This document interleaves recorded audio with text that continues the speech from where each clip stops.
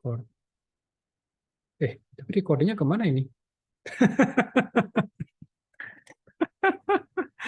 Oke, biasanya kan recordingnya kan nanti ada tulisannya di komputer saya apa di cloud. Tapi ya oke lah, nanti nggak apa-apa, nanti mudah-mudahan ada di cloud. Ya, kita mulai. Bismillahirrahmanirrahim. Alhamdulillahirabbil wassalatu wassalamu ala Muhammadin wa alihi ajmain. Assalamualaikum warahmatullahi wabarakatuh. Pak saya ketemu sama saya lagi. Ini mungkin kelas, betul nggak sih, kuliah terakhir ya?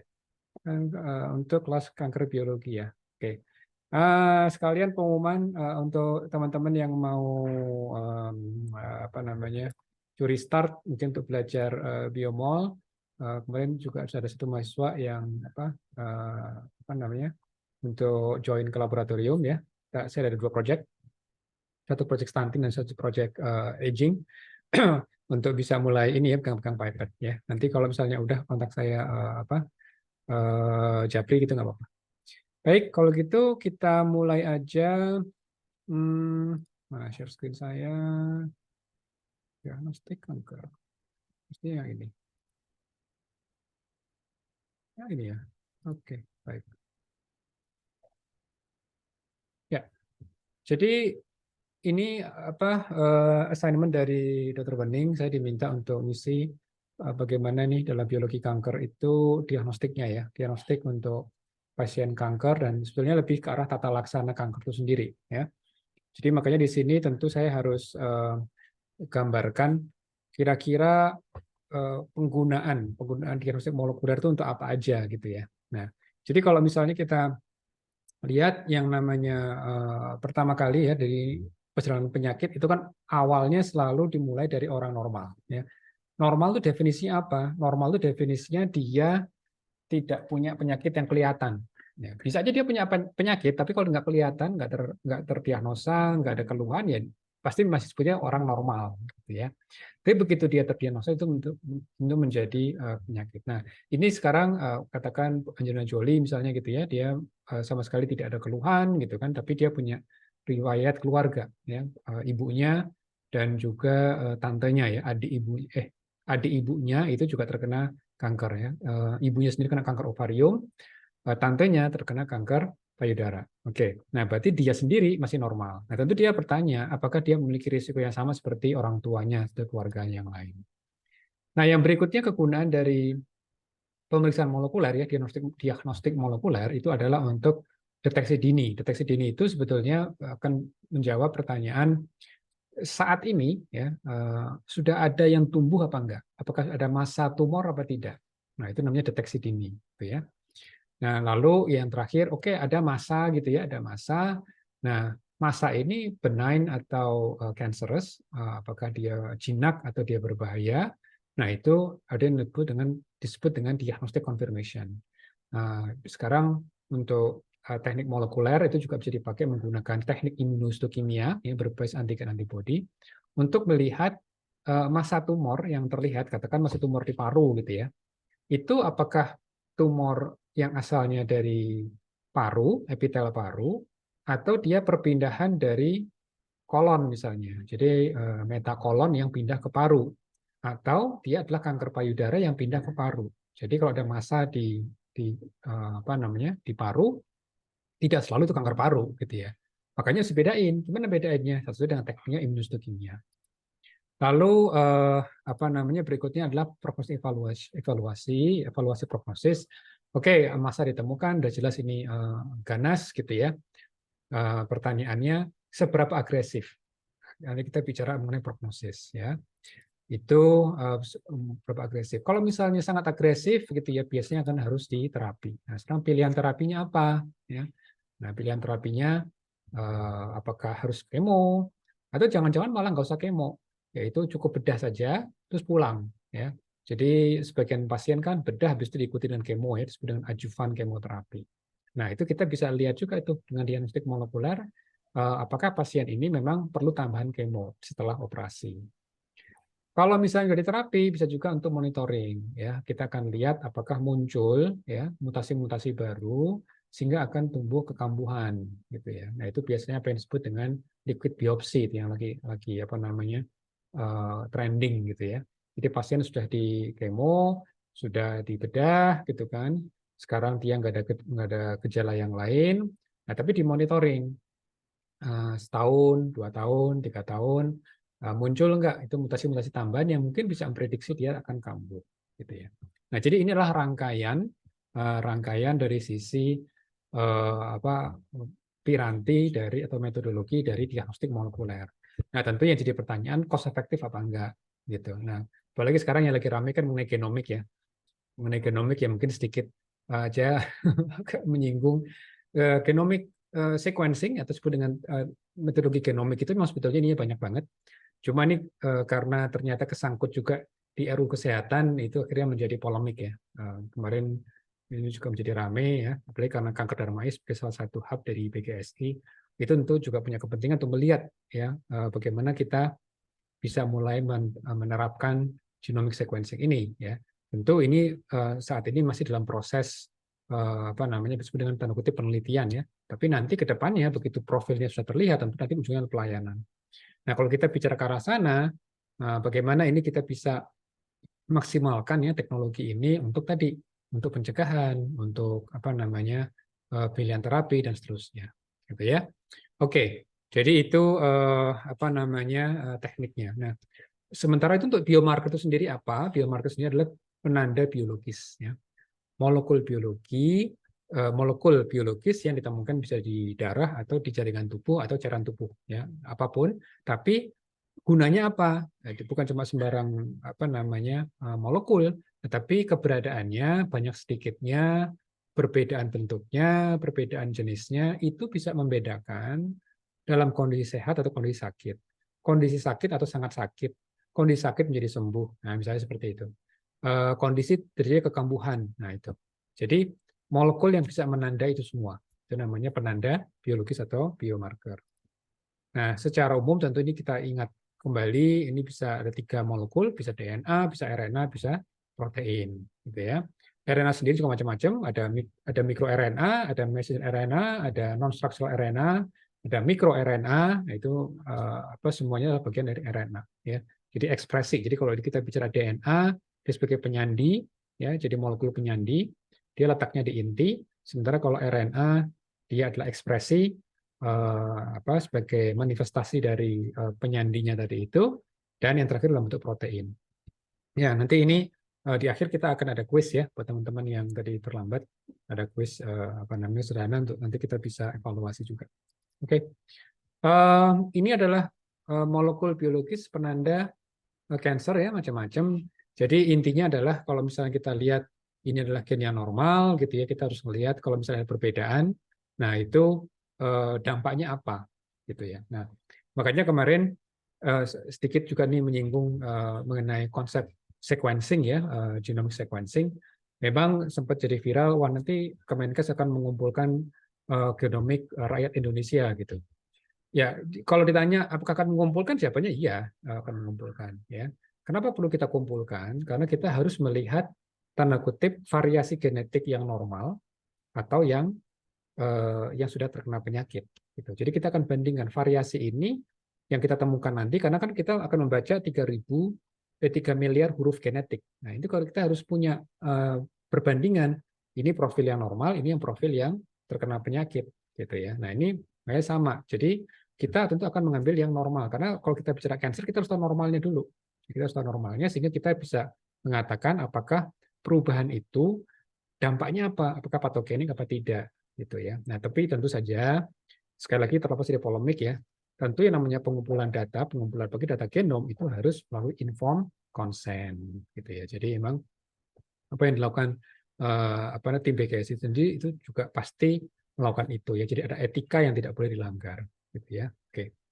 Nah, jadi bisa kita lihat dari level DNA-nya, apakah ada mutasi atau metilasi. Bisa juga dilihat dari RNA-nya, ekspresinya itu bisa rendah atau tinggi atau hilang, misalnya ekspresinya, gitu kan. Lalu ada juga proteinnya, apakah misalnya dia sama, apakah tinggi, rendah, hilang, misalnya gitu ya, atau malah dia sebetulnya tetap aja ekspresinya sama, tapi dia memiliki fungsi tambahan. Nah, gitu. Itu yang disebut dengan gain of function, gitu ya. Jadi ini semua adalah molekul-molekul biologis yang akan kita korelasikan dengan outcome. Outcome-nya apa tadi? Ya tadi sehat atau sakit, misalnya kambuh atau tidak, gitu kan. agresif atau jinak misalnya gitu. Jadi itu adalah outcome-nya. Variabel bebasnya apa? Ya ini macam-macam molekulnya, apakah dari si DNA-nya, RNA-nya atau protein. Oke? Ya. Jadi teman-teman yang sudah mulai maju proposal ya dan yang akan menyiapkan proposal selalu ingat dalam judul itu harus tergambar outcome-nya apa, artinya apa, variabel dependennya apa, dan juga variabel bebasnya. Nah, yaitu apa? Prediktornya. Ya, jadi dalam judul proposal, dalam penelitian itu harus termaktub, minimal tersirat. Jadi reviewer ketika baca langsung langsung paham, oh maksudnya ini mereka mau meneliti ini outcome-nya, dan inilah prediktornya. Oke? Oke, nah inilah teknik-tekniknya yang digunakan. Kalau kita bicara DNA, udah pasti backbone-nya adalah PCR. Ya, adalah PCR itu paling rutin gitu ya. RNA itu juga PCR base ya, tentu ada tambahan RT-nya di sini ya, RT ya, reverse transcript PCR. Karena kalau langsung RNA nggak bisa.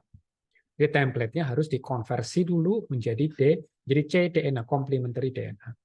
Sementara yang namanya protein itu tekniknya dengan imunohistokimia, ya, immunohistochemistry, ya, atau bisa juga nanti dicek dengan ELISA, ya, dengan ELISA atau dengan flow cytometry. Tapi untuk diskusi apa namanya sore ini kita akan fokus ke mana, ke arah ini PCR dan juga immunohistokimia. Oke, oke. Lalu kita lihat ini adalah beberapa teknik ya, secara teknisnya itu hibridisasi DNA dan juga antigen antibody interaction ya. Jadi kita akan lihat dulu sekarang teknik yang dipakai yaitu DNA hybridization. Apa itu DNA hybridization? Itu adalah teknik di mana kita tahu DNA itu punya dua untai ya. Ada untai yang sense, ada untai yang non-sense. Ya, ada yang sense strand sama anti-sense strand. Sorry, bukan non-sense, tapi anti-sense. Yang sense sama yang anti-sense. Jadi mereka selalu apa namanya berpasangan gitu ya. Nah, A, kalau di sini di untai yang ini bacaannya A, di untai berikutnya adalah T. Dan ini selalu arahnya berbeda. Ini kan olah replikasi. Jadi nanti kalau yang menyandi informasi menjadi protein itu yang bacaan dari 5' ke 3'. Nah, jadi informasi huruf T, C, A, G, T ini kalau nanti misalnya menyandi protein, arahnya ke sini. Sementara kalau yang kebalik, ya itu justru kebalikannya. Ya, jadi yang harus kita perhatikan adalah ini yang sense strand, ini yang non sense misalnya gitu ya. Oke. Nah, apa sih hibridisasi? Hibridisasi itu ketika unta ini terpisah, ya, lalu dikembalikan lagi, dia akan mencari pasangannya, ya, menjadi pasangannya. Jadi kalau misalnya ini dipisahkan dengan panas, dengan suhu, ini kan akan terpisah, ya kan? Nah, lalu ketika akan dianil atau dikembalikan lagi, apa yang terjadi? Itu nanti akan kayak resleting. Jadi yang T akan ketemu dengan A, yang C ketemu dengan G, yang A ketemu ini sunatullah. Ini nggak bisa di. Jadi T nggak boleh apa namanya nggak boleh milih sendiri. Aku maunya sama G gitu kan. Aku maunya sama C gitu. Nggak bisa. Ya, kalau bisa dipaksain dia akan menggelembung. Ya, jadi dia akan tidak akan membuat. Jadi kalau resleting itu istilahnya dia nggak akan tertutup dengan rapi gitu. Dia akan seperti ini, akan apa namanya bertolak belakang gitu. Ya itu sunatullah. Oke. Nah, jadi misalnya kalau ini adalah sampel DNA gitu ya, ini kita pisahin, ya kan jadi dua nih. Nah, ini berarti gen of interest. Nah, kalau kita bisa tahu sekuen dari gen ini, kita berarti bisa mendesain probe. Nah, dia semacam probe. Ini artifisial ini. Ini artifisial gitu kan. Lalu dari artifisial ini kita bisa desain untuk mengenali gen yang ini. Nah, informasi mengenai genom sequencing bisa menjadi senjata biologis. Nah, mungkin teman-teman kan sudah lihat ya. Saya sudah ada di TikTok sekarang. Saya di TikToker. Saya masukin apakah benar nih informasi genom bisa jadi senjata biologis. Ya, jadi yang dikhawatirkan tuh begini, misalnya nih ada gen, ya, gen manusia, gitu kan. Nah, kita tahu nih gen Ahmad Utomo misalnya gitu kan kita lihat semuanya. Oke, lalu nanti dari gen Ahmad Utomo ini kita akan targetkan gen yang penting. Nah, itu soalnya kita buat probe-nya misalnya gitu ya. Nah, probe ini nanti akan ditambahi dengan materi yang toksin gitu ya, dimasukkan ke tubuhnya Ahmad Utomo, gitu kan. Nah, akhirnya kita bisa menghancurkan genomnya Pak Ahmad kan gitu. Nah, ya itu idealnya itu. Tapi kan pertanyaannya bagaimana kita mentargetkan seluruh gen dan ini yang menjadi tantangan juga dari sisi delivery itu nggak mudah gitu. Dan ternyata nggak akan cost efektif. Kenapa? Karena kalau misalnya kita perang gitu kan nggak mungkin cuma bunuh satu Ahmad Utomo kan. Nah, kita kan berarti harus membunuh beberapa ratus prajurit misalnya gitu. Nah, masing-masing prajurit itu genomnya unik gitu kan. Nah, gimana berarti kita bersenjatanya? Masa kita membuat personalized weapon gitu buat semua orang. Jadi itu yang apa namanya dari sisi apa namanya pembuatan biological weapon itu juga sebetulnya bisa aja, itu mungkin masalah teknologi. Tapi kalau orang jahat bisa, apalagi yang orang baik gitu ya. Pasti ketika ada teknologi yang bisa dibuat menjadi dua, itu pasti akan bertempur terus nih antara yang hak dan yang batil gitu ya. Jadi tentu itu bukan selalu pasti bisa terpantau. Oke, apalagi dalam sekarang ilmu itu nggak bisa dimonopoli. Oke, jadi konsepnya gitu. Nah, tentu kalau untuk kebaikan, misalnya kita sudah tahu nih di kanker ada mutasi yang berbeda. Oke, kita buatin probe-nya untuk mendeteksi mutasi tersebut. Nah, ini untuk kebaikan. Tadi untuk kejahatan, ini untuk kebaikan. Jadi nanti dari sekuen itu kita akan cari di jaringan itu kita ketemu nggak mutasi yang ternyata dia sensitif terhadap kemoterapi, terhadap terapi target. Nah, itu konsep precision medicine di situ. Jadi dari tumornya pasien kita akan cek apakah si pasien punya mutasi yang bisa ditargetkan. Gitu ya. Itu yang apa namanya konsepnya di situ. Karena apa? Karena pasien kanker itu beda, ya, nggak semuanya sama. Makanya kita bisa lihat dari perbedaan mutasi gennya, sehingga nanti terapinya juga bisa presisi. Oke, ya jadi konsep hibridisasi ya. Jadi nanti kalau kita punya probe-nya ini, dia akan hibridisasi nih, tuh dia akan hibridisasi ke sini, nih, ya. Jadi ini kalau bisa hibrid seperti ini, bisa gandeng, berarti akan muncul si sinyal. Gitu. Kalau misalnya ternyata nggak ketemu, ya berarti kan hilang kan, ininya kan hilang. Nah ini akhirnya nggak jadi sinyal. Berarti pasien ini nggak punya target mutasi tersebut. Oke, jadi nanti tentu terapinya beda. Oke, nah jadi akan contohnya kita akan lihat penggunaannya untuk dua saya gabung sekaligus untuk prognosis maupun untuk seleksi obat. Jadi kalau kita bicara kanker payudara itu wajib hukumnya ya semua pasien baru.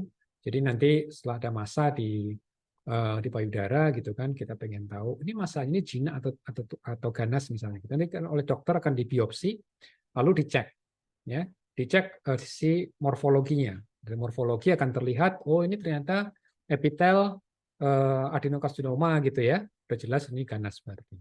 Nah, nanti kita tahu lagi secara molekuler, dia itu apa?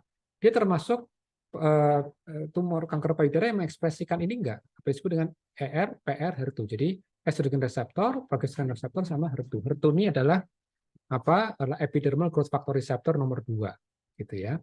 Nah, HER2 ini atau nama lamanya itu heregulin, sekarang itu namanya dinamakan EGFR2 atau epidermal growth factor receptor 2. Kalau dia teroverekspresi, ya banyak sekali ekspresinya, berarti RNA-nya tinggi, terus juga proteinnya tinggi, DNA-nya teramplifikasi, gitu ya. Maka prognosisnya itu buruk. Jadi prognosis itu berarti dia agresif. Jadi ini kalau misalnya bacanya kesintasan ini 100%, di awal semua masih hidup, dan dalam perjalanannya ada yang meninggal duluan. Siapa yang lebih cepat meninggal duluan? Ini yang ungu. Yang ungu itu dia cepat meninggal. Apa ini namanya triple negatif. Jadi dia ER-nya negatif, PR-nya negatif, HER2-nya negatif. Sementara kalau dia membawa overekspresi HER2, dia sedikit lebih apa namanya lebih bagus daripada triple negatif, tetapi lebih buruk daripada yang lain. Yang paling bagus adalah yang luminal A, berarti yang ini. Dia mengekspresikan ER, PR, dan tidak ada HER2. Ya, itu namanya yang disebut dengan luminal. Ya.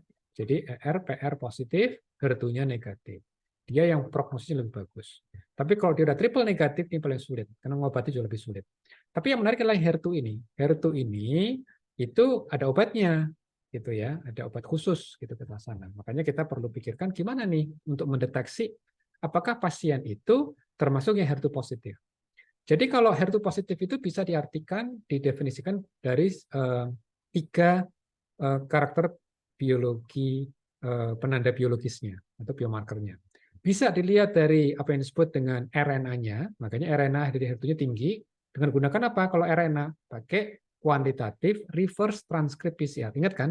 Karena kalau RNA, kalau materi biologis RNA, nanti nggak boleh langsung PCR, harus di reverse dulu, reverse transcript. Atau kita bisa lihat dari DNA-nya. DNA-nya ada amplifikasi. Nah, amplifikasi DNA di mana? Amplifikasi DNA itu pasti di inti lokasinya. Ya, DNA kan lokasinya di inti. Dan ada amplifikasi, ya sinyalnya tuh banyak banget, ya sinyalnya banyak. Per sel ini banyak. Mestinya kalau dia normal cuma ada 2 titik misalnya, nah, seperti ini nih. Ini ada 2 titik gitu ya. Tapi kalau sampai segini, ini kan 1 titik sama ini 1 titik banyak banget sampai menggandeng sampai satu buat garis gitu ya. Berarti ada amplifikasi. Kenapa harusnya cuma ada 2? Kan kita dapat DNA itu 2, satu dari ayah, satu dari ibu kan, makanya harus cuma 2. Tapi kalau udah amplifikasi itu udah banyak banget. Kalau DNA-nya banyak, tentu RNA-nya yang terekspresi juga tinggi, makanya overekspresi, dan juga proteinnya juga banyak. Nah, kalau protein HER2 di mana lokasinya? Protein HER2 lokasinya di membran, ya, lokasi di membran. Makanya kalau imunohistokimia kita juga harus lihat ini hasilnya gimana. Kok ternyata di plasma, di sitoplasma itu jadi aneh, apalagi kalau dia di inti. Karena apa? Karena HER2 itu harusnya lokasinya ada di membran, ya di sel membran. Oke? Gitu. Jadi tekniknya sekarang kita mulai dulu kalau kita bicara DNA ya. Berarti kalau ini yang normal, semestinya cuma ada 2, satu dari ayah, satu dari ibu. Tapi ketika jadi tumor, ini ada namanya amplifikasi. Jadi DNA-nya yang ada di inti teramplifikasi, RNA-nya teroverekspresi, dan akan ditranslasi menjadi protein di membran. Jadi overekspresi. Nah, untuk melihat apakah DNA ini teramplifikasi apa tidak, kita desain probe. Nah, jadi kita sudah tahu tuh sekuen dari HER2. Nah, ya kan? Sekuen dari HER2. Makanya memang genomic sequencing itu penting banget untuk kita bisa memprofile gen apa aja yang mungkin teramplifikasi atau gen apa aja yang termutasi gitu ya. Nah, setelah itu kita buatkan probe-nya berdasarkan informasi sekuen dari genom tadi itu, lalu kita buatkan probe-nya. Nah, probe-nya ini lalu kita interogasi ke slide. Nah, jadi ini adalah slide ya, slide dari jaringan. Kita tambahkan probe-nya ini ke sini gitu ya. Nah, dia akan melakukan hibridisasi apa tidak? Ya, akan dia bisa nempel apa tidak gitu ya. Nah, kalau misalnya ternyata dia ada amplifikasi, tentu banyak sekali yang bisa nempel. Nah, banyak sekali yang bisa nempel, berarti munculnya ada amplifikasi. Tapi kalau cuma sedikit yang bisa teramplifikasi, ya berarti tidak ada. Nah, jadi seperti ini nih. Nah, harusnya ini yang hijau ini yang normal nih. Hijau ini dia di sentromer. Sentromer itu kan di titik tengah kromosom. Makanya cuma ada 2 kan, 1, 2. Tapi dari HER2-nya, wow itu banyak banget. Nah, berarti ini contoh sel yang teramplifikasi. Dan ini dari pasien yang sama terlihat tuh di satu sel ini banyak sekali amplifikasi dari HER2. Tapi ininya adalah masih normal. Jadi ini namanya kontrol internal ya, karena sentromernya tetap harus cuma ada 2 atau 4 tergantung dia dimitosis apa tidak gitu ya. Nah, ini cakep nih. Sentromernya masih normal kan 2. Tapi lihat HER2-nya banyak banget. Nah, ini namanya tekniknya fluorescence in situ hybridization atau dengan FISH.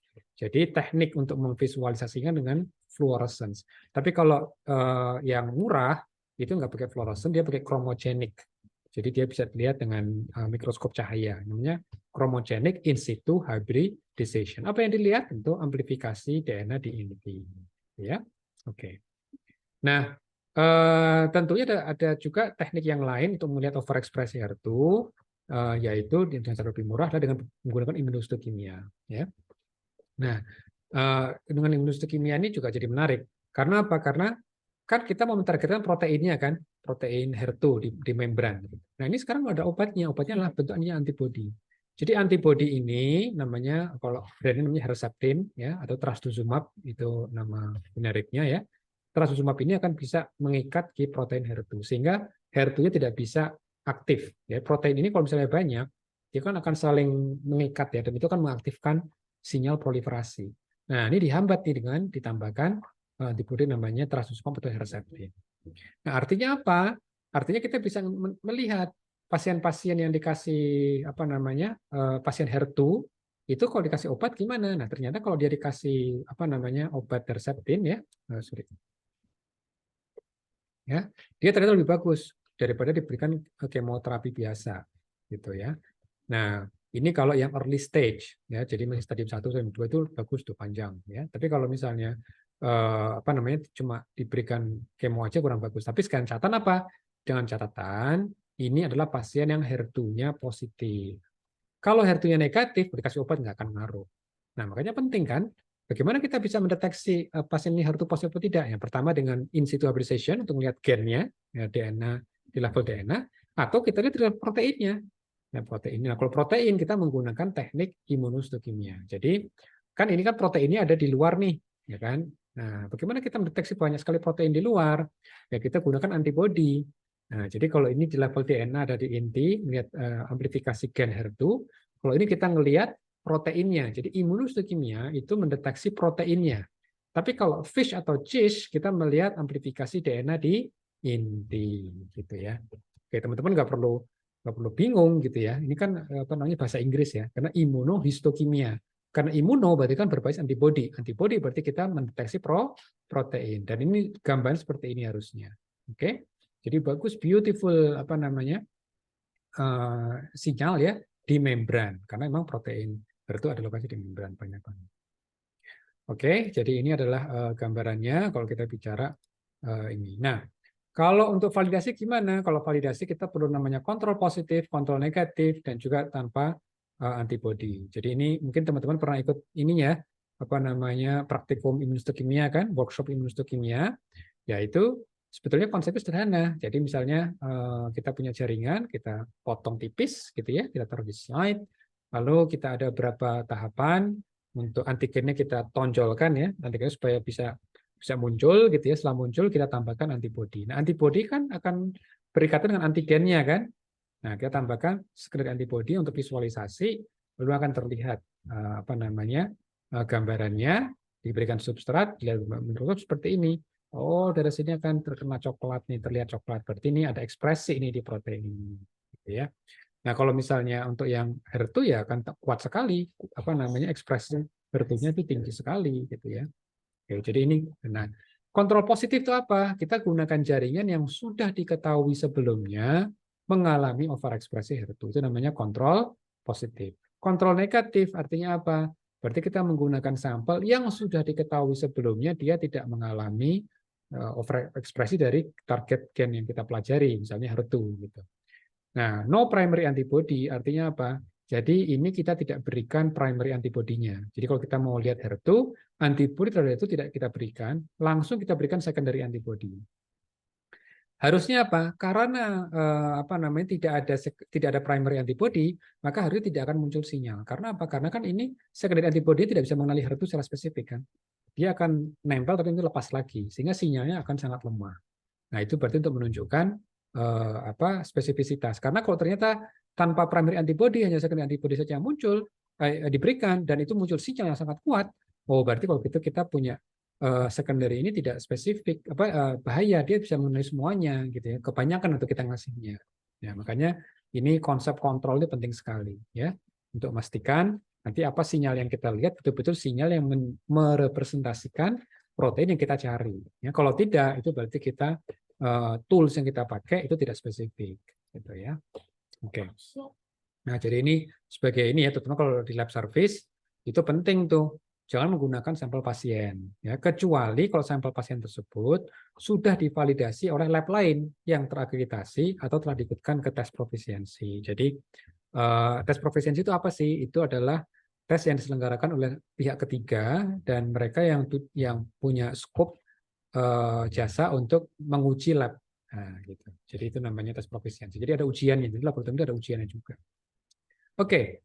Nah, apalagi penggunaan DNA hybridization, konsep hybridization itu untuk PCR.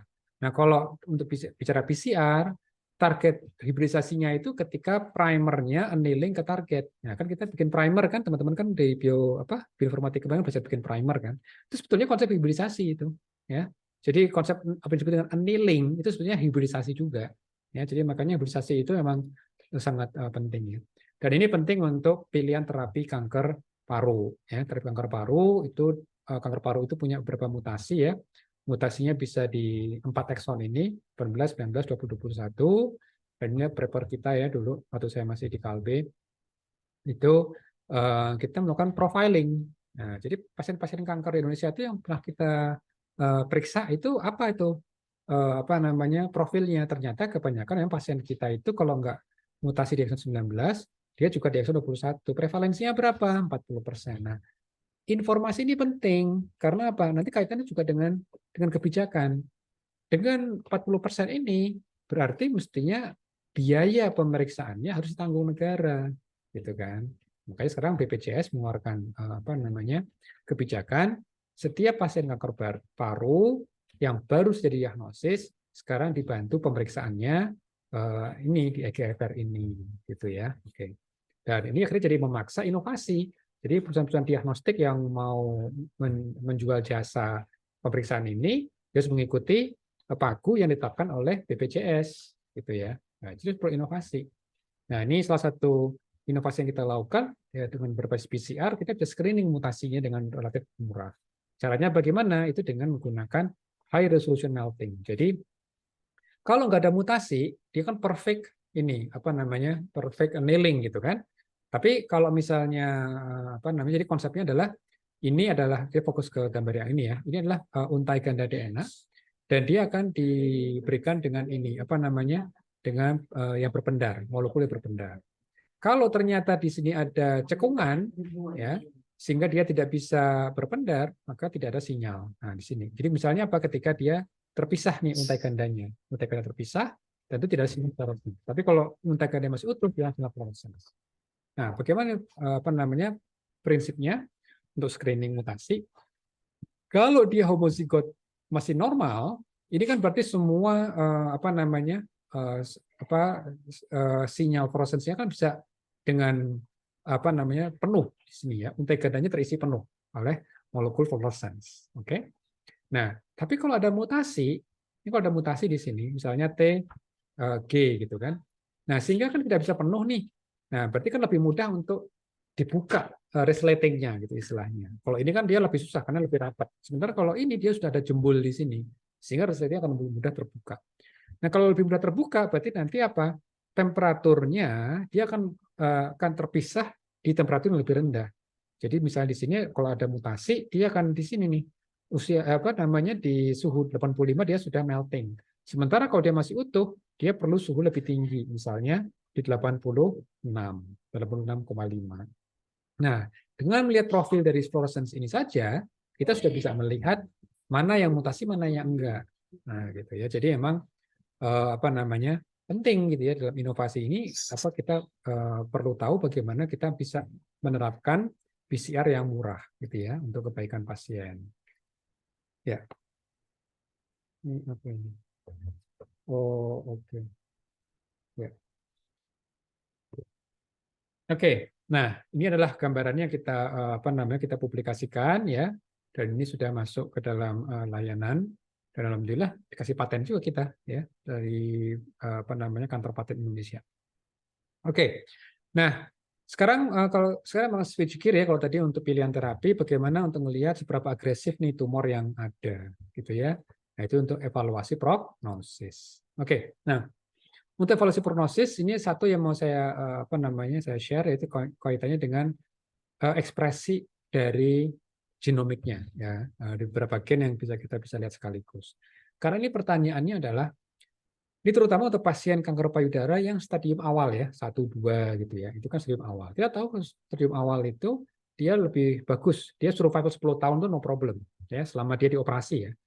Selama dia dioperasi, dia dibedah gitu ya. Insya Allah 10 tahun tuh lewat gitu ya. Nah, tapi kenyataannya setelah operasi itu biasanya pasien tanda kutip diharuskan untuk kemoterapi. Karena khawatirnya begini, pisau bedah akan meleset. Jadi dia akan membedah yang massa yang besar, tapi kalau ada massa yang istilahnya lepas atau cuil gitu istilahnya ya. Jadi ternyata dia lolos gitu ya. Nah, itu akan dihantam dengan terapi kemo atau radiasi. Makanya di sini setelah dioperasi pasiennya harus tambah lagi kemoterapi dan itu memang dari sisi kualitas hidup itu kurang bagus ya. Rambut rontok, jadi lemas gitu ya, jadi kehilangan nafsu makan misalnya seperti itu. Jadi kualitas hidup tentu akan menurun setelah kemoterapi. Nah, lalu tim dari Belanda ini ya itu menggunakan biobank.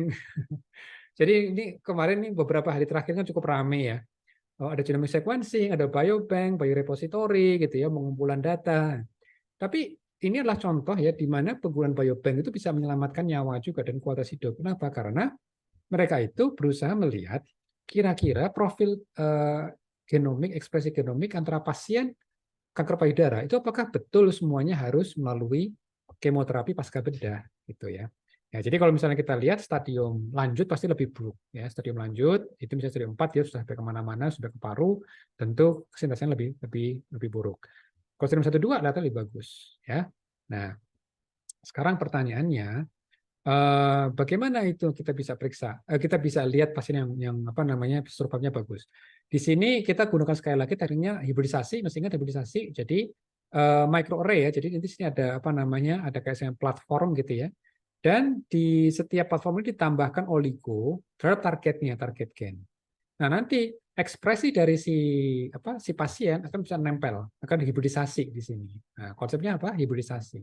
Jadi di sini mRNA, jadi mRNA dari pasien dikoleksi, convert menjadi cDNA gitu kan, lalu dilabel juga.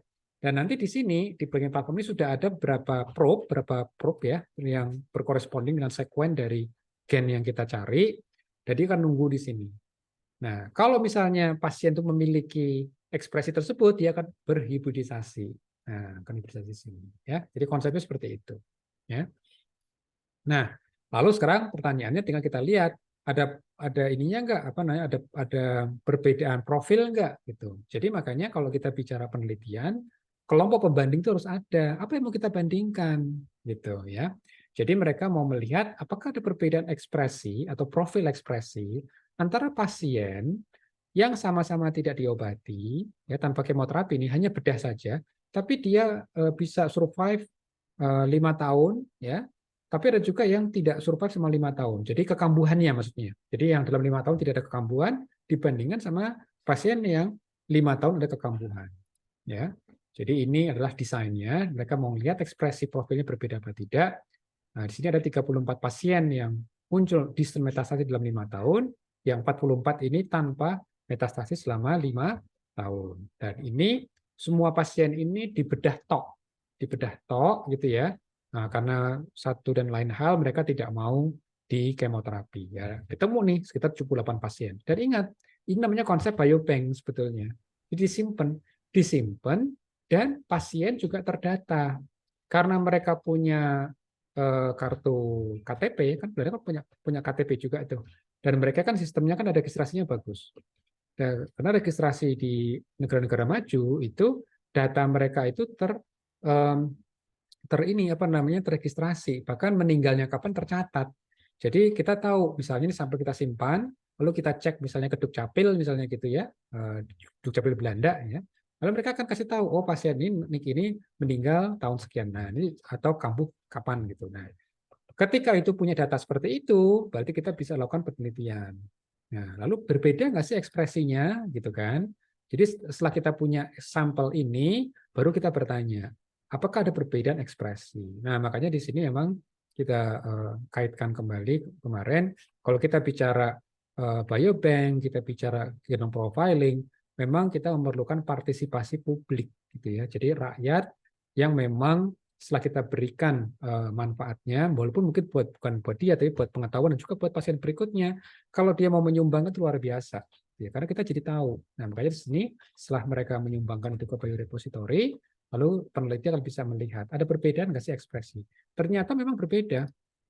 Ya, jadi ini adalah gambarannya ya. Jadi ini pasien yang tidak ada kekambuhan dalam 5 tahun. Ini adalah kelompok pasien yang ada kekambuhan 5 tahun. Jadi kalau kita lihat kolomnya itu adalah 70 gen. Sementara kalau yang ini barisnya itu adalah pasien. Oke, di sini kan ada 78 pasien nih, 78 baris gitu kan. Pasien nomor 1, pasien nomor 78 di atas. Oke. Lalu kita lihat ternyata profilnya beda. Jadi kalau pasien yang ternyata kambuh dalam 5 tahun, ini 3/4 gen ini aktif semua gitu ya, aktif semua. Sementara pasien yang tidak kambuh, gen yang sama itu sangat tidak aktif. Nah, dia rendah ekspresinya. Tapi untuk yang 25% terakhir ya, 1/4 yang terakhir ini aktif banget gen yang di sini, sementara yang di sini rendah banget gitu ya. Jadi pertanyaannya sekarang kalau ada pasien baru, dia profil genetiknya 70 gen ini ngikuti pola yang mana? Pola yang ini atau pola yang itu gitu.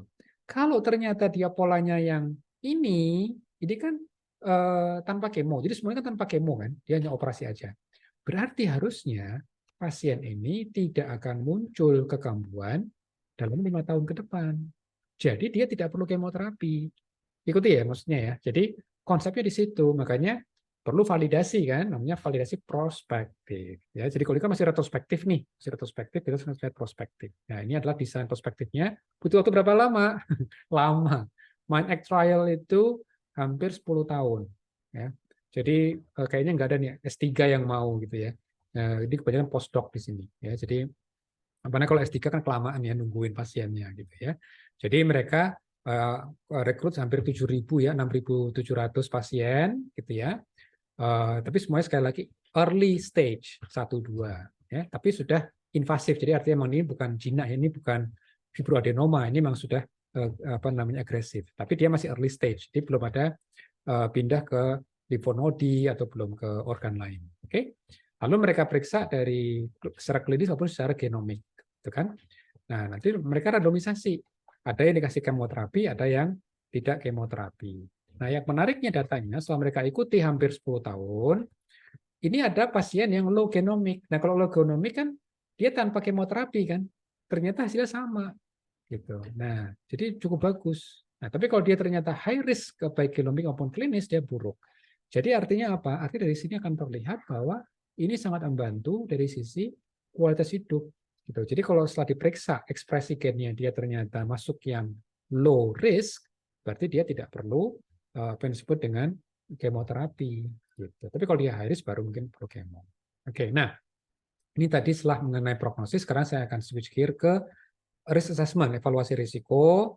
Jadi ini adalah pasien-pasien yang bukan pasien, ini orang-orang sehat sebetulnya. Tapi dia pengen tahu risiko kankernya gimana sih, gitu kan? Nah, sebenarnya kalau kita bicara evaluasi risiko nanti ada 2 macam risiko. Apa disebut risiko bawaan? Ada yang namanya juga risiko gaya hidup.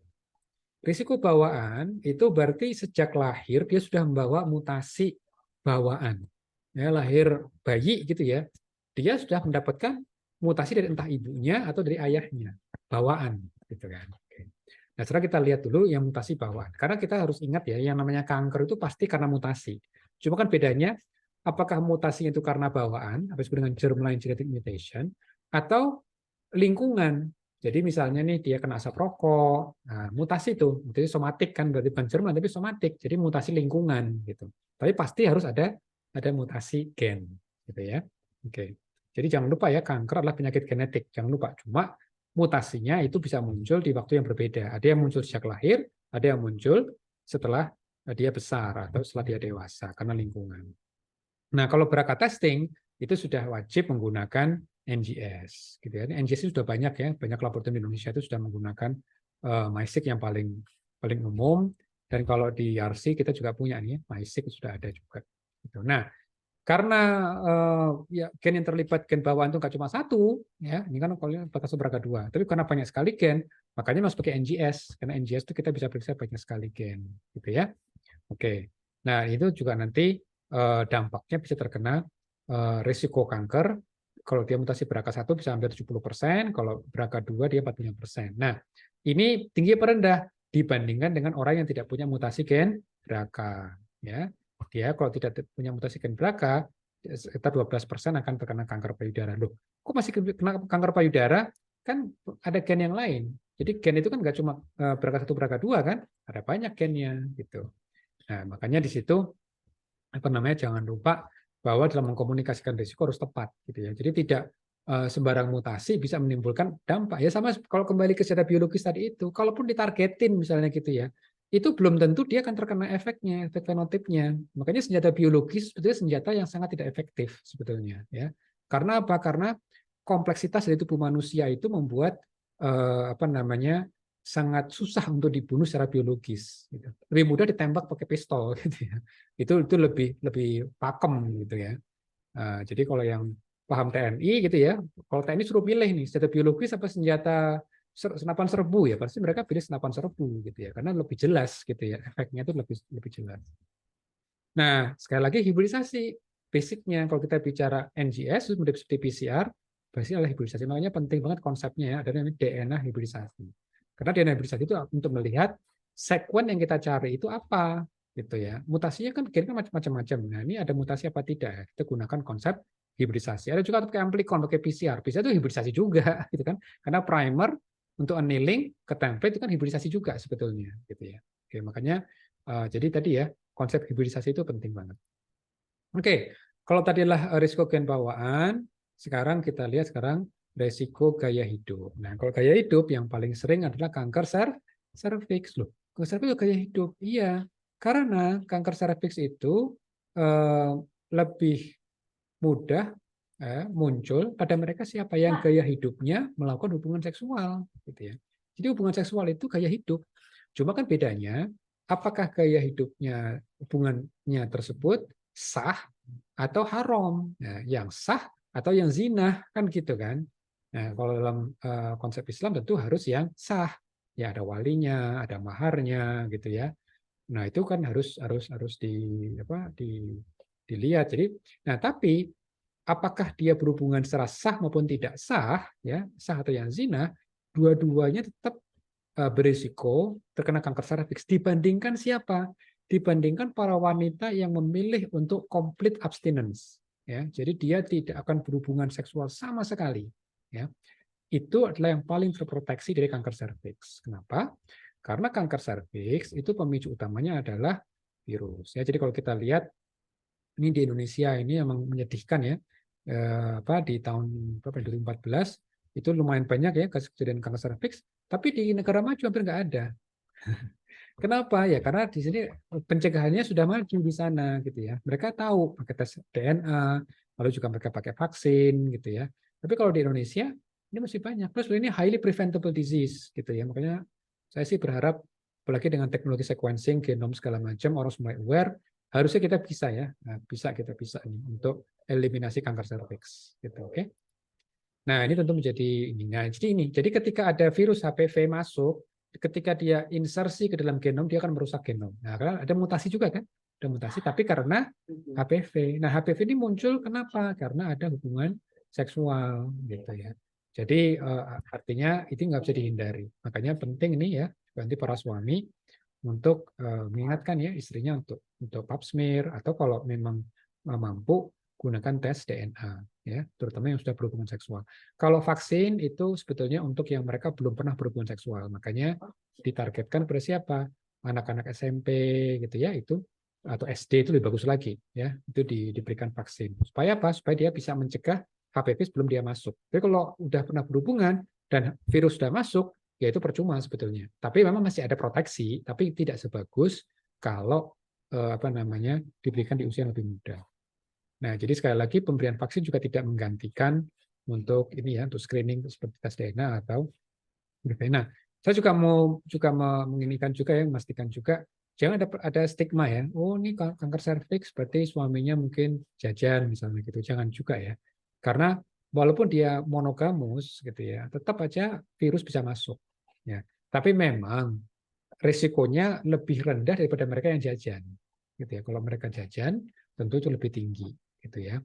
Nah, tapi kalau kita lihat di dunia Nordic countries misalnya gitu ya, mereka jajan terus tuh malah. Nah, karena ada konsep one night stand gitu ya, ketemu di bar gitu kan. Nah, capek ngobrol habis itu ngamar misalnya gitu. Itu common sekali itu di negara-negara seperti itu. Tapi ternyata kalau servisnya rendah karena mereka pakai ilmu kan. Ya, mereka menggunakan pengaman, kayak karet pengaman. Nah, makanya sebenarnya dari sisi agama kan ilmu itu ya ilman nafian gitu ya. Jangan gunakan ilmu itu malah justru untuk maksiat gitu ya. Jadi walaupun kita ketahui ya berarti harusnya misalnya gunakan untuk birth control misalnya gitu ya. Nah, tapi kalau orang yang nggak paham agama atau nggak mau tahu agama, ya mereka lebih dari sisi keamanannya. Ya mereka tahu penggunaan karet pengaman itu bisa mengurangi risiko infeksi HPV misalnya gitu. Makanya mereka gunakan itu. Tapi akhirnya ya tadi maksiatnya juga jalan. Alhamdulillah. Ya jangan melakukan itu. Ini untuk menunjukkan aja betapa HPV itu juga umum. Nah, ini adalah survei dari airport ya. 23 airport bandara internasional, bayangin. Bandara internasional di 13 negara, mereka swab dudukan toiletnya, hampir 1/5 dari toilet seat itu ada HPV. Gitu ya. Ini bukan menunjukkan bahwa kita bisa tertular HPV karena duduk di toilet gitu ya, bukan. Tetapi mau saya ini menunjukkan HPV itu sangat umum. Makanya saya tadi bilang jangan ada stigma gitu ya. Oke. Nah, ini adalah gambarannya. Kalau di Indonesia kita sudah bisa tes DNA HPV juga ya. Siapa yang dites ya mereka yang sudah apa namanya sudah berhubungan dan apa namanya siapa yang harus diperiksa mereka yang 30 tahun ke atas ya. Karena dia sangat rentan untuk terkena kanker serviks gitu. Nah, gimana kita periksanya dengan teknik hibridisasi juga. Jadi ini adalah platformnya. Nanti di sini ada oligonya nih apa sekuen dari HPV yang kita masukkan di sini. Nah, nanti kita ambil tuh sampel dari wanita, lalu kita isolasi DNA-nya, kita tambahkan ke sini. Kalau ternyata ada DNA HPV, dia akan berhibridisasi di sini. Nah, gitu. Berarti kalau dihibridisasi dia bisa dideteksi. Oh, berarti ketemu nih apa namanya HPV-nya. Dan kita juga bisa kenali juga dari sisi ininya, apa namanya tipenya. Nah, jadi ini data dari kita ya, kita publikasi kemarin ya, tahun 2000 berapa nih? 2011 kalau nggak salah. Dan kita bisa petakan juga. Jadi di Indonesia itu mayoritas adalah tipe 18 dan 16. Tapi ada juga tipe yang lain. Nah, makanya kalau kita hanya bergantung pada vaksin, vaksin itu biasanya hanya yang tipe 16 dan 18. Sementara tipe yang lain nampaknya di Indonesia belum tercover oleh vaksin. Memang ada sekarang vaksin terbaru lebih banyak lagi tipe HPV-nya, tapi sekali lagi seperti yang tadi disampaikan tidak menggantikan screening. Oke, baik, mungkin itu dulu ya saya sampaikan. Oke, kita punya waktu sekitar 30 menit. Sekarang waktunya untuk quiz. Sebentar, kita akan show dulu. Mana ini saya ambilkan pull out datanya dulu ya. Ini akan saya masukkan di chat.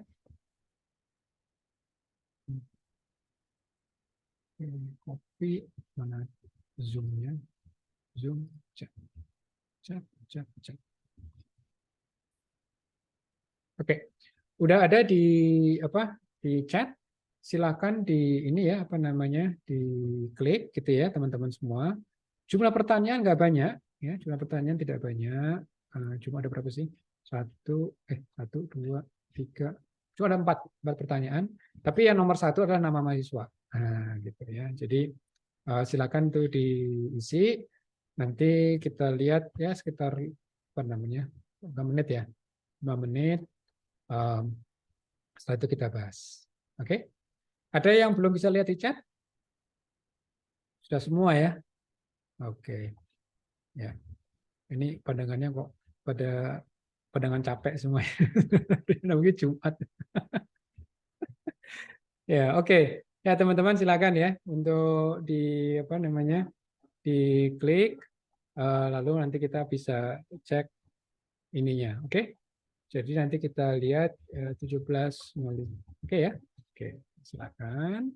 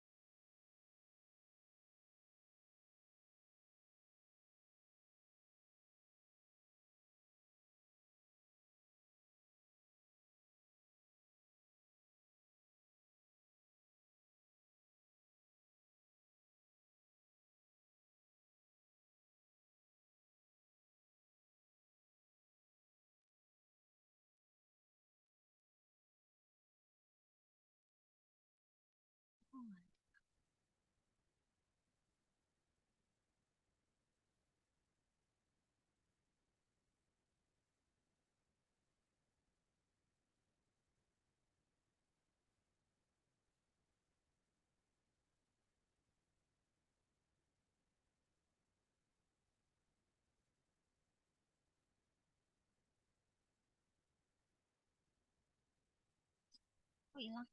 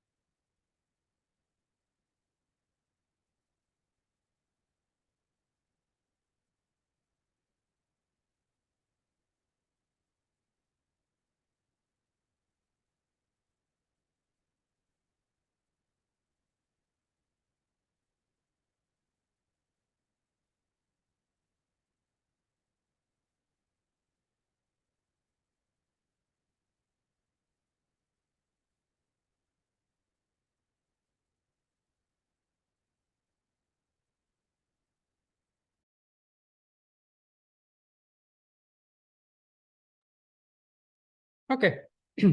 Ya, eh, udah masuk ya kayaknya ya. Ada yang merasa kesulitan? Dr. Yuli, no worry, sudah masuk ya. Itu jawabannya. Di sini ada berapa yang masuk? Ada 18. Oh, oke. Good. Berarti udah masuk semua mestinya ya. Oke, yuk kita lihat bareng-bareng. Ini interesting jawabannya ya. Wow, kayaknya pertama kali nih kayaknya. Good. Bisa terlihat ya. Eh, yang pertama, subjek pemeriksaan diagnostik molekuler yang berguna untuk risk assessment dan deteksi dini. Wow, congratulations to everybody. Ya, 100%. Ya, saya pikir ini akan banyak jebakan. Ternyata sudah apal jebakan saya berarti ya. Nah, jadi kalau kita bicara risk assessment dan deteksi dini, tentu bukan orang yang sudah kena kanker gitu ya. Dan juga bukan untuk anak-anak, ya, karena anak-anak itu bisa dibilang bukan populasi risiko, kecuali leukemia. Tapi leukemia sendiri memang jarang banget, ya. Memang ada leukemia anak ya, ada juga retinoblastoma atau neuroblastoma, tapi itu jarang banget. Saking jarangnya, nggak cocok untuk dilakukan screening, ya. Jadi tentu bukan. Lalu yang berikutnya penyakit kanker itu tidak, ya. Jadi dia begitu sudah diobatin itu tidak berguna. Tapi tentu adalah orang dewasa dan sehat, gitu ya. Itu yang oke. Okay? Good.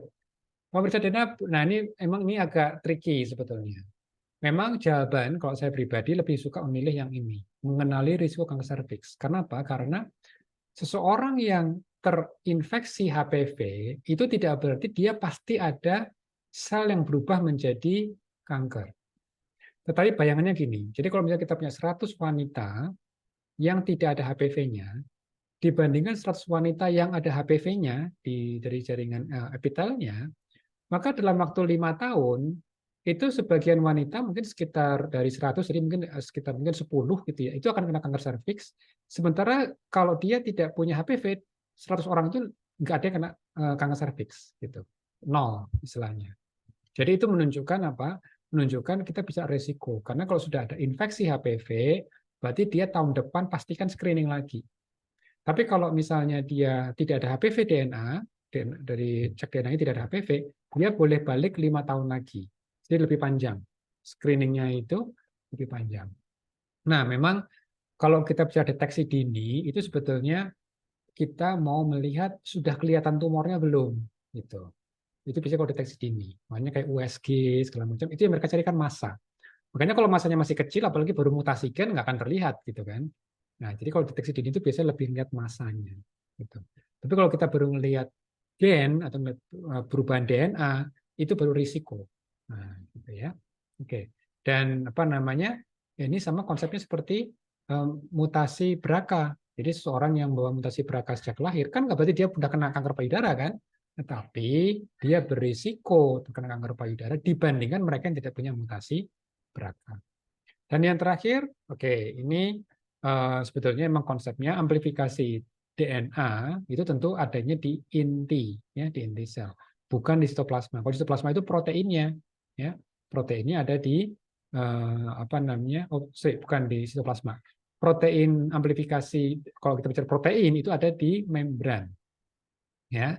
Nah, berarti ini nggak tepat, apalagi mRNA itu tidak di membran. Kalau mRNA lokasinya di sitoplasma, ya. Nah, protein HER2 juga bukan di sitoplasma, karena lokasi HER2 ada di membran. Ya, jadi ini sebetulnya lebih mengingatkan aja dari sisi ilmu biologi sel gitu ya. Jadi lokasi DNA di mana, RNA di mana, protein di mana gitu ya. Lalu perubahan seperti apa yang berkorelasi dengan penyakit. Very good, alhamdulillah. Good, nampaknya ini sudah clear gitu ya. Ada yang mau ditanyakan, klarifikasi, silakan. Pak Ahmad, sebenarnya yang tadi itu yang nomor 2, sebenarnya saya yang resiko kanker sama deteksi dini itu sebenarnya agak mirip soalnya gitu. Maksudnya kalau deteksi dini itu soalnya ini kan Pak, maksudnya ya kita untuk tahu untuk DNA-nya juga gitu, untuk mendeteksi ini kemungkinan akan berkembang jadi kanker serviks atau memang jadi mirip sih tadi gitu. Sedangkan untuk kalau faktor resiko kan tadi seperti Pak Ahmad ngomong, kalau memang faktor resikonya ada, berarti dia ya belum tentu jadi kanker, cuman tahun depan memang ada baiknya cek lagi gitu kan. Kalau nggak ada, 5 tahun lagi. Berarti kan maksudnya sama-sama untuk deteksi dini untuk Iya, betul sih dok. Pak. Makanya kalau di rumah sakit, bannernya bilangnya, ayo apa istilahnya promosi deteksi dini memang. Yes. Iya kan dengan PCR test sekarang ya Dengan gitu ya PCR HPV test. DNA. Ah, Betul, betul. Jadi sebetulnya saya nggak menyalahkan sih kalau ada yang mau mengatakan deteksi dini itu nggak menyalahkan. Ya, jadi bisa diterima juga. Karena karena pengalaman saya di lab komersil gitu ya, klinisi itu agak agak apa namanya senewen gitu. Misalnya nih ada HPV DNA gitu.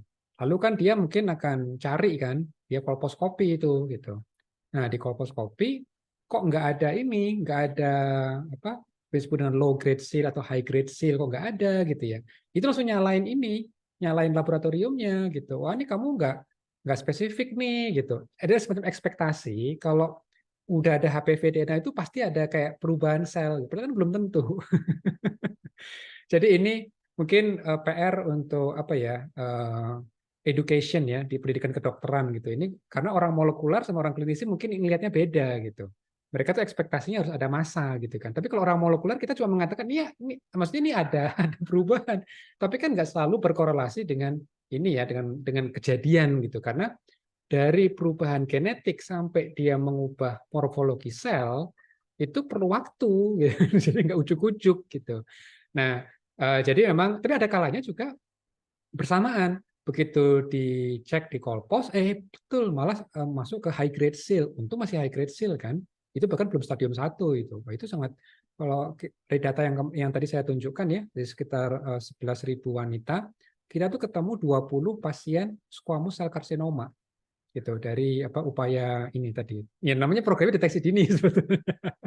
Tapi ya tadi ya, ini hanya sebetulnya kan untuk melihat bahwa untuk mengantisipasi bahwa ketika ada seorang wanita sudah ada positif HPV-nya, itu juga jangan panik gitu kan. Belum tentu muncul gitu. Karena kan ingat, kita punya sistem kekebalan tubuh kan. Karena begitu ada infeksi, itu tubuh itu nggak diem aja, dia pasti akan melawan. Makanya tes HPV itu juga tidak dianjurkan pada usia muda, dok. Misalnya muda itu berapa sih? Usia muda itu di bawah 25 tahun. Misalnya nikah dini nih, lulus SMA langsung nikah gitu ya. Itu kalau dia misalnya banyak ada HPV-nya gitu, itu kita nggak khawatir. Kenapa? Karena tubuhnya masih bagus, dia masih bisa apa namanya eliminasi, ya. Nah, yang kita khawatir adalah wanita di atas 30 tahun. Kenapa? Karena kan daya tahan tubuh mulai menurun. Dia nggak sebagus ketika usia muda kan. Sehingga ada kecenderungan HPV yang menginfeksi itu dia akan menetap. Itu disebut dengan infeksi persisten. Nah, gitu. Jadi yang berbahaya itu adalah infeksinya persisten. Gitu. Ya ini sebenarnya ini juga bagian dari transformasi kesehatan ya. Di samping ada vaksinasi mandatori untuk HPV, mudah-mudahan sih mandatori. Kalau saya sih pengennya mandatori kalau saya, gitu ya. Apalagi kalau di banyak negara. Soalnya kalau nggak mahal kan. Coba vaksinasi siapa yang udah beli? Yang beli sendiri ya. Itu kan nggak murah ya, 2 juta kalau nggak salah ya. Dan itu 2 kali suntik kan. Ya. Nah, tapi di samping itu saya juga sebetulnya untuk mengoptimalkan kinerja dari lab-lab PCR yang sekarang nggak bisa ngapa-ngapain karena COVID udah hilang, itu juga tadi tes DNA tadi itu gitu. Dan kalau volumenya tinggi kan bisa murah ya. Ya gitu dok, makasih ininya untuk diskusinya. Jadi memang Ya, Pak. sebetulnya nggak salah. Ya. Ya, nyambung lagi nih Pak. Misalnya nih, kan banyaknya pap smear ya. Pap Ya. smear itu kan sebenarnya ngelihat dari visual maksudnya pas Yes. dilihat sama nanti dia untuk histologinya lah ya. Ya. Nanti. Nah, misalnya itu kan hanya gambaran sebenarnya. Nah, bisa nggak dikonfirmasi lagi dengan diterusin tes PCR itu untuk ya benar ternyata emang ada DNA HPV-nya gitu. Ya, bisa. Tapi kalau saya pribadi gini dok, kalau kan kategorinya ada namanya normal, ada sebenarnya NILM kan, nah, normal, ada juga nanti askus. Nah ini saya askus itu yang patolog kan mengatakan gini, artinya itu abnormal pak, tapi kita nggak gitu ngerti ini arahnya kemana. Mungkin bisa karena radang segala macam. Ada juga namanya L-seal, namanya hasil, itu high grade seal. Jadi high grade squamous, I-nya saya lupa apa gitu ya, inter something, terus lesion gitu. Nah, kalau saya pribadi, seandainya sudah ketahuan hasil gitu ya, udah high grade, sebetulnya itu bisa tanda kutip ini, yang data DNA-nya nggak perlu dilihat lagi sebetulnya. Kalau misalnya memang sudah secara morfologi jelas banget, apalagi kalau hasil. Kalau L-seal, dia masih low grade, dia masih bisa masih bisa mundur, bisa maju gitu. Makanya dilihat DNA-nya akan membantu. Tapi kalau dia udah hasil, itu apapun ada HPV DNA apa tidak, misalnya ya, itu tetap ambil data yang hasilnya tadi itu, yang high grade seal tadi itu. Kenapa? Karena dia sudah dekat banget. Kalau udah high grade seal itu dia udah dekat untuk maju ke yang lebih agresif nantinya, gitu dong. Jadi penggunaan morfologinya di situ. Nah, cuma memang tadi kalau di Amerika juga ada dua madhab nih. Ada yang mengatakan udah DNA HPV aja gitu. Karena kalau DNA HPV nggak perlu patolog. Karena tanda kutip lebih objektif kan. Karena kalau masih tergantung patolog, di Indonesia aja nih dok, patolog itu kan seluruh Indonesia Raya, cuma ada 500. Itu udah gabungan yang muda sama yang udah sepuh gitu kan. Jadi nggak bakal nututi kalau kita mau buat pemeriksaan massal, pasti patolognya juga kriip-kriip juga kan capek ngeliatin gitu. Makanya patolog itu selalu bilang sama saya, Pak Ahmad, mending saya mendiagnosa usus buntu Pak. Usus buntu saya sekedip mata aja, setengah detik. Itu uangnya lebih banyak daripada pap smear. Ya, saya harus ngeliatin satu-satu. Makanya wajar kalau lulusan dokter jarang yang mau jadi patolog gitu kan, apalagi dia masuk ke program deteksi dini, wah capek banget gitu kan, harus satu-satu dilihatin. Nah karena faktor capek, akhirnya tadi teknologi tes DNA HPV sebetulnya karena relatif lebih. Nah kalau DNA-nya positif, baru lanjut. Nah misalnya gitu, jadi lebih ke arah tadi lini pertamanya justru HPV DNA gitu, karena tadi mengantisipasi kurangnya tenaga patolog. Tapi nanti training patolog apakah university base, apakah hospital base, itu beda lagi ya. Saya nggak ikut-ikutan kalau itu. Oke, makasih dok. Itu bagus pertanyaannya. Pak, izin bertanya sedikit, Pak. Ya. Untuk misalnya pasien yang sudah dalam terapi, udah kemo segala macam. Nah, untuk ke ininya, Pak, ke anak kita kan ada suntik HPV, kita ada Gardasil tuh, Pak. Untuk Oke. umur berapa efektif ke anak perempuan disuntikan, Pak? Atau dia sesudah data haid atau usia 6 tahun 9 tahun begitu Pak untuk memutus rantai. Memang dia dalam keluarga ada riwayat beberapa keluarganya CA serviks atau CA payudara gitu Pak. Terima kasih Pak. Oke, ya, makasih dok. Oh ini di pertanyaan klinis ya, klinik Yarsi ini. Oke. Ya, jadi kita Banyak perlu yang nanya ingat, soalnya Pak. iya benar, benar. Makanya saya tuh kadang-kadang kalau ngobrol sama medrep dari Merck ya, kan ada dua, Cefarix sama Gardasil. Ini kalau kita nyebut merek gitu ya. Saya tuh kadang-kadang nyeletuk ke mereka, kalian tuh kadang nggak fair ya gitu kan. Sebetulnya target vaksin HPV itu anak SD gitu. Tapi karena anak SD nggak punya duit gitu kan, kalian sasar yang wanita separuh baya. Tapi gini dok, memang sebetulnya paling bagus itu kalau dari data sih, kalau dari data itu di bawah 17 tahun, antara 12-17 tahun. apakah dia sudah haid apa enggak. Tapi kuncinya belum berhubungan seksual. Kuncinya di situ. Nah, anak sekarang, Allah alam gitu ya. Ya mudah-mudahan terjaga ya, anak-anak perempuan kita masih istiqomah ya, masih suci gitu ya. Itu kuncinya di situ. Karena begitu dia sudah berhubungan seksual, ya, itu sebetulnya proteksinya itu nggak gitu bagus gitu. Sementara kalau dia masih perawan, masih muda, makanya kalau di Amerika itu malah lebih agresif lagi, itu mungkin sebelum haid dia udah diberikan. Dan nggak cuma perempuan, boys-nya juga. Jadi girls and boys gitu. Karena mungkin kan ada juga boys yang nggak sunat. Ini juga menarik nih di India itu. Nah, ini satu hal yang saya juga kadang mikir gitu ya. Gara-gara dikasih tahu dari direktur rumah sakit dari India ini, dari Tata Memorial Hospital di India. Dia tunjukin data surveillance di India, 1 million death gitu ya. Dia betul-betul datangin itu rumah-rumah.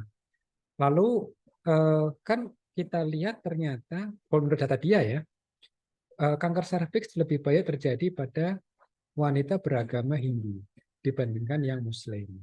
Gitu. Kenapa? Karena dugaan nih, kan kita harus bisa menjelaskan ya kenapa kok bisa seperti itu gitu.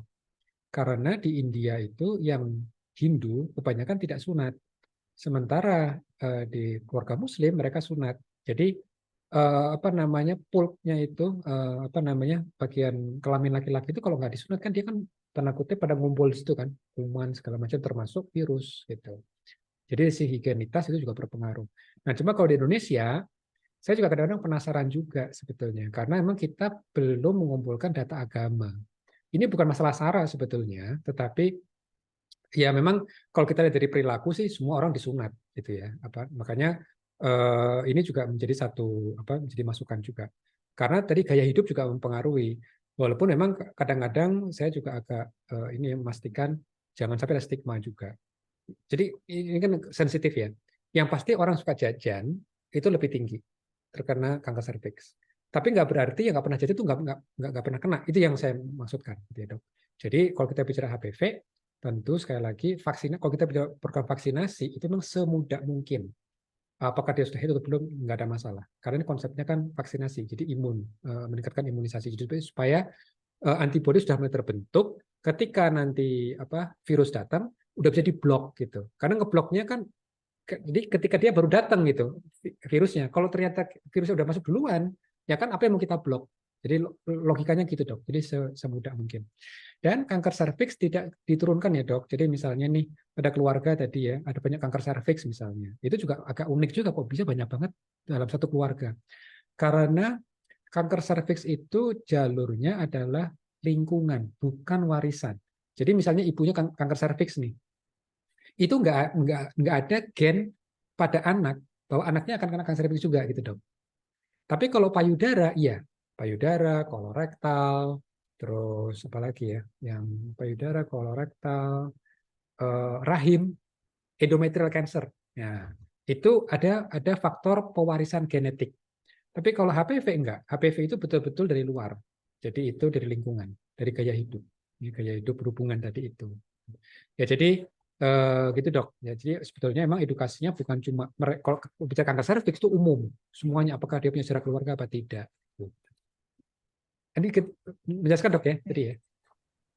Iya, ya kebetulan di sekolah anak saya itu kelas 6 ada program itu, jadi ibunya nanyain, memang sih Pak di Oh, keluarga memang nggak semuanya kanker serviks, tapi pas saya runut, oh iya omnya sakit ini nasofaring, tapi dia perokok misalnya. oh, Terus ada neneknya dulu saya mame, jadi memang itunya apa sehat tapi berbeda sih Pak. oke, Nah, oke. cuma ya itu banyak bertanya, bahaya nggak sih? Ini umur segini udah harus disuntik. Aman, Itu aman. kalau di kita 3 kali, Pak. 026 itunya Oh, untuk ini yang 3 kali itunya ya. mereknya Pak, merek Gardasil itu.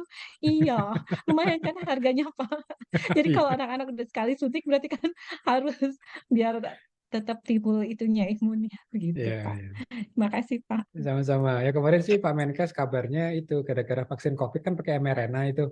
Jadi udah ada omongan Bio Farma akan transfer teknologi supaya kita bisa produksi vaksin HPV sendiri ya dengan pakai mRNA. Tapi itu memang perlu validasi juga itu cukup lama gitu ya. Tapi insya Allah aman ya, insya Allah aman. Tapi saya nggak tahu nanti berapa kali kalau kita bicara anak-anak ya. Mungkin kalau anak-anak mungkin nggak perlu sampai berkali-kali mungkin ya kalau belajar dari konsep imunisasi. Kenapa sih kalau orang dewasa apalagi lansia itu lebih harus sering di booster? Karena kan mereka imunitasnya emang tidak responnya nggak sebagus kalau masih muda kan.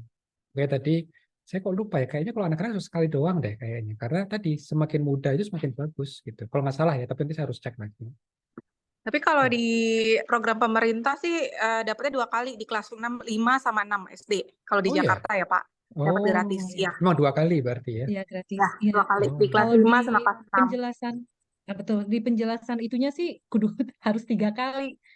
Jaraknya 0, terus bulan kedua, bulan ke-6. Nah, makanya untuk anak-anak nih, kami kan baru ininya konfirmasi 1 kali. Terus belum ada lagi sih dari Puskes. Ini sekali atau 2 kali yang harus diberikan gitu, Pak. Oke. Gratis Ya. sih, Pak. Tapi mungkin belum ada kan harganya mahal ya. Jadi mereka baru pada suntik 1 kali. Oh. Kalau di Jakarta udah harus kayak kelas 5, nanti karena yang kelas 6-nya, kalau misalnya kelas 6, waktu kelas 5 yang nggak suntik, kelas 6-nya terpaksa nggak bisa diberikan karena kan kita itu ya udah nganggarinnya itu udah sesuai waktu kelas 5 itu Ya, ya. untuk kelas 6-nya gitu. Oke, Ya. baiklah. Oke, sip. Ya, mudah-mudahan ini terlaksana dengan baik ini. Dok, Kalau ya silakan. Dok Cindy mau nanya dong, pemberian vaksinnya itu ada batasan usianya nggak? Apa memang berdasarkan kelasnya aja? Kalau di kita sih berdasarkan kelas ya. Jadi dengan asumsi mungkin kalau kelas 5 itu paling kecil biasanya umur 10 tahun. Tuh. Karena kan ada yang anak misalnya dia usianya masih udah masuk SD kan ada aja ya. Kalau sekarang nggak sih kayaknya. Iya, kalau kelas 5 dia masuk SD-nya umur 6 tahun, kelas 5-nya umur 10. Mungkin ya. Jadi kalau kita sih selama ini kelas 5, kelas 6 itu sih itu programnya. Cuman nggak tahu nih menurut Pak Ahmad kan tadi bagusnya diberikan di usia sebelum berapa Pak tadi Pak? Oh, tadi usia 10 tahun bagus itu. Itu malah lebih bagus lagi sebetulnya. Kalau yang saya tahu itu antara 12 sampai 17. Tetapi tidak berarti yang lebih muda lebih buruk, enggak. Justru memang makin bagus. Tapi saya bisa cek lagi sih.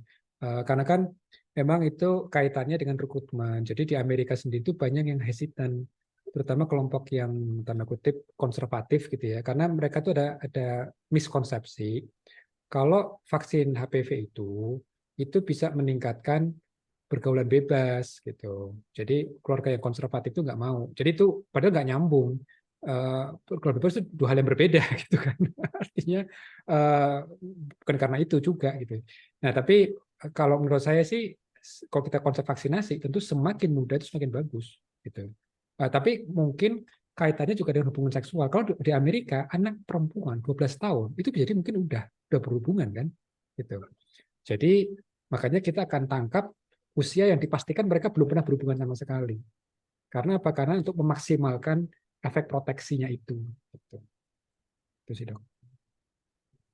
Tapi ya emang ini ya, kalau misalnya udah paruh baya divaksin tetap ada. Kalau nggak salah 70% proteksinya.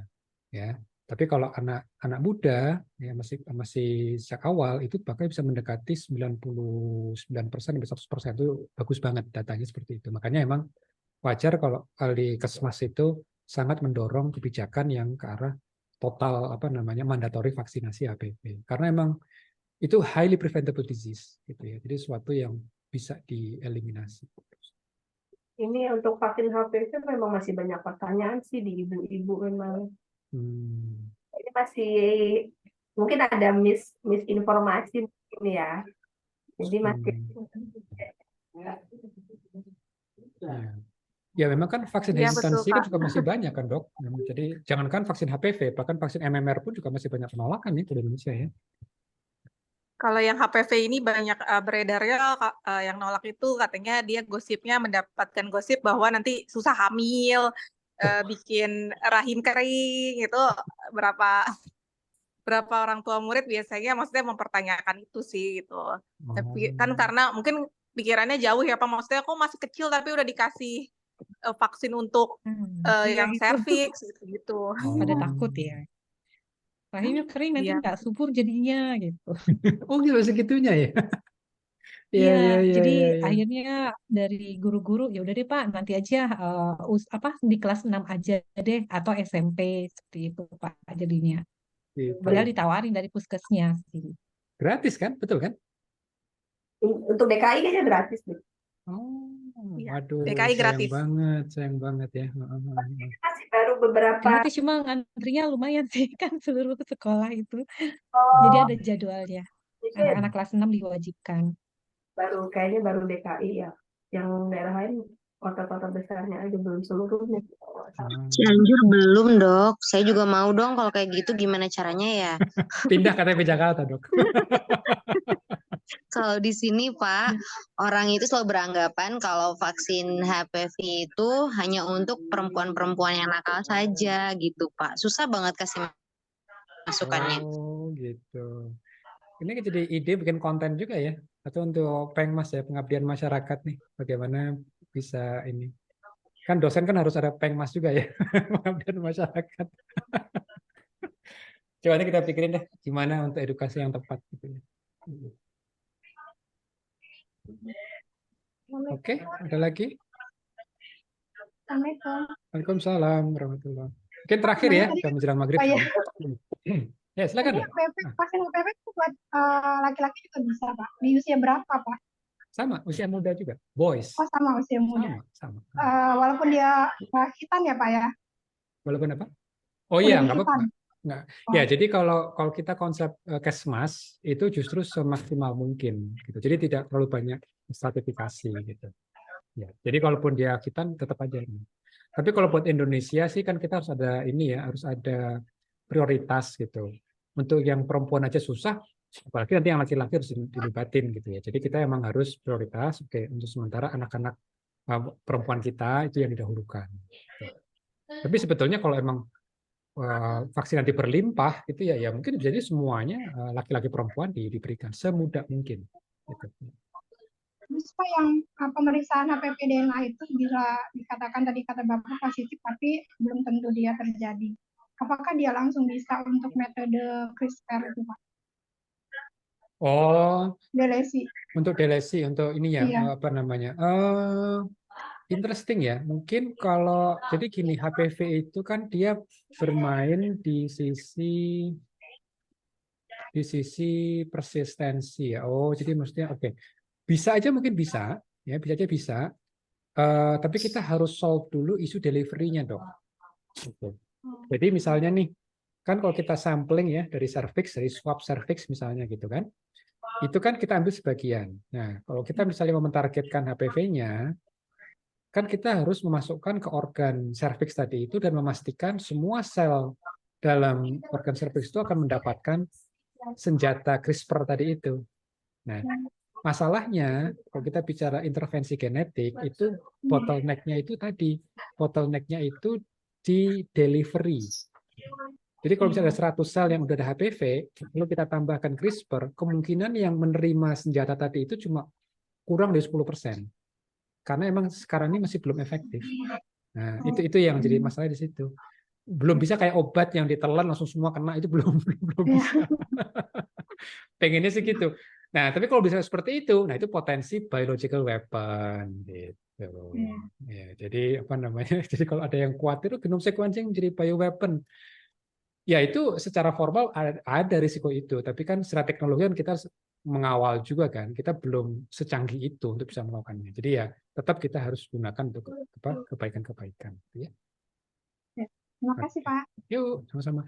Oke ya, udah mau maghrib, supaya nanti ini rekamannya ya, berarti mintanya sama admin kalau misalnya mau ngeliat lagi. Oke, baik. Kalau gitu kita tutup dengan istighfar, astagfirullahaladzim, dan subhanakallahumma wa bihamdik, asyhadu an la ilaha illa anta wa astaghfiruka wa atubu ilaik. Ketemu lagi semuanya. Assalamualaikum warahmatullahi wabarakatuh.